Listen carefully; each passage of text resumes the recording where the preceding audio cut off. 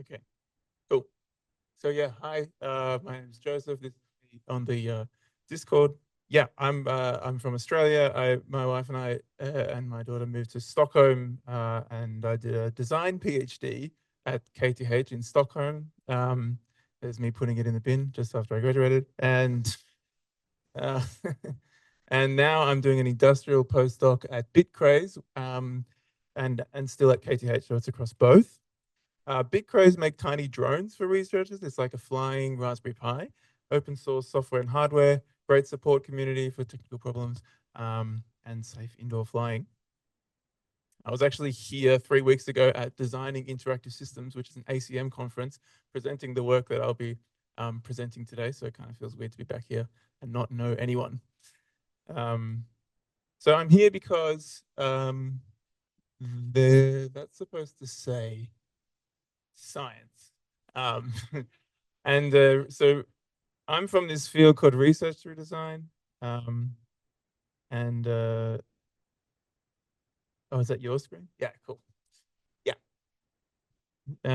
You have good imagination, so I'm sure you can imagine what that word is. And so I'm from research through design, and it holds this tension between art and science because you get to question what design is and the kind of process that are involved in design and who should be doing design. Um, it's kind of like doing design without the client. So it's great. Artificial life, I feel, also holds this tension between art and science. And it gets really eerie when constantly in research through design, we say design as it could be. And then as I'm learning more about A life, people say life as it could be. So we should be doing more stuff together, I think.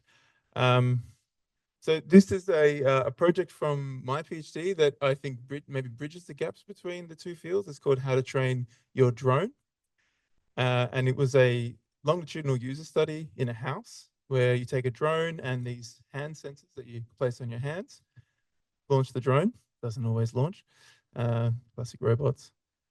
And now, so this is what happens. Once it's launches in the air, it'll spin around. There should be sound, but and it's spinning. And if you hold your hand still, it'll slow down and turn to face you. Oh, you just, yeah.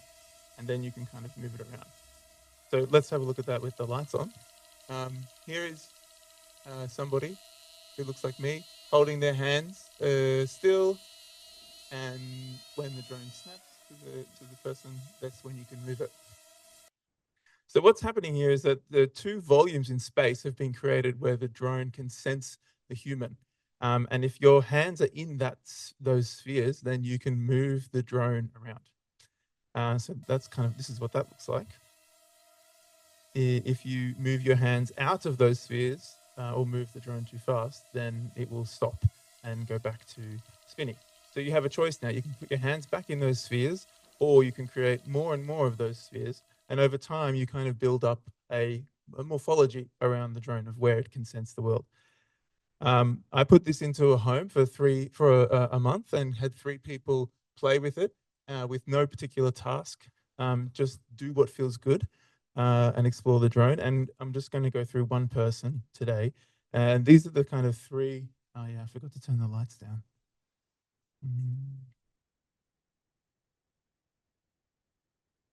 There we go.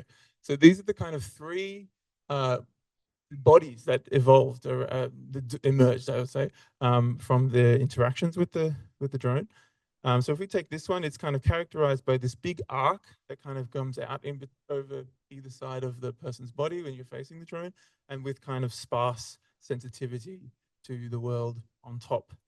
And the great thing about it is that each person kind of had a very skillful and very creative way of using the drone. And I couldn't do any of the stuff that they were doing with their drones. So even though I designed the system, when I came in after a month, they showed me all the stuff that they could do, and I couldn't do it. And this is Tom kind of like putting his hands through that arc that you saw in the last slide.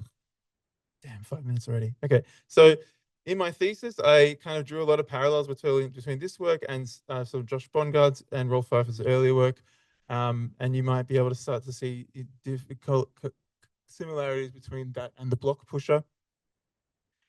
So coming back to here, the reason why I'm here is basically like design has been this thing where you're supposed to be the designer and give something to a bunch of people and it's supposed to work straight away. And you're not supposed to burden the designer, burden the user or anything like that. So you do like lots of research on like the people who are going to be designing for and what they can hear and what they can see and what they can sense, like human factors behavior, what we are physically possible of sensing. And then you give it to them and it works. But that never works.